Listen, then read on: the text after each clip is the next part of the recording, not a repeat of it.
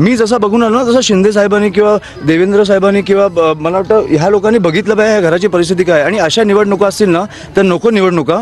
आम्ही सगळे फॉर्म परत घेतो, तुम्ही जिंका. ती बघा मुलगी परत उठली. ह्या अशा निवडणुका ही आपल्या महाराष्ट्राची परिस्थिती आणून ठेवली आहे तुम्ही. मी कधीही कोणीही वारल्यावर राजकारण करत नाही आणि आज पण मी नव्हतो करायला आलो. पण तुम्हाला कधीतरी कळणार आहे की नाही की तुमचे राज्य कुठे नेऊन ठेवलं तुम्ही. मला वाटतं आपल्या सगळ्यातला एक माणूस जागा झाला पाहिजे आणि ह्या गोष्टींचा विचार केला पाहिजे.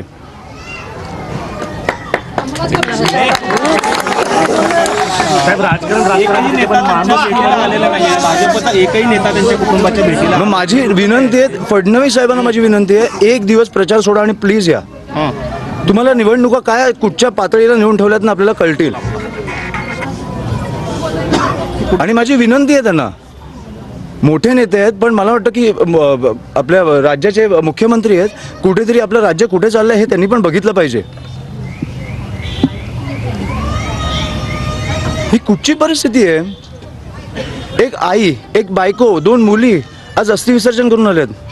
कशासाठी? निवडणुकीसाठी.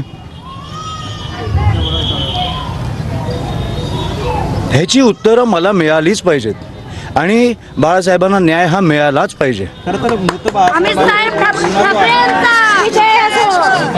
मृत बाळासाहेबांवरती देखील गुन्हा दाखल झालेला आहे आणि त्यांच्या कुटुंबियावर क्रॉस कंप्लेंट जी आहे मी मला वाटतं फडणवीस साहेबांना जाऊन भेटणार आहे. मला इकडे CP कोणाशी बोलायची गरज नाही आहे.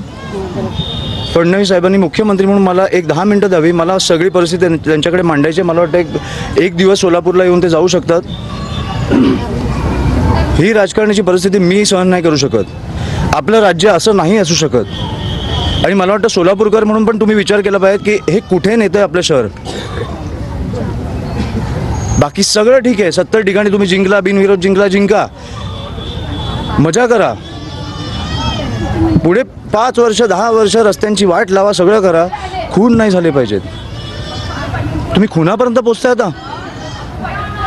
पालकमंत्र्यांच्या जीवावर काय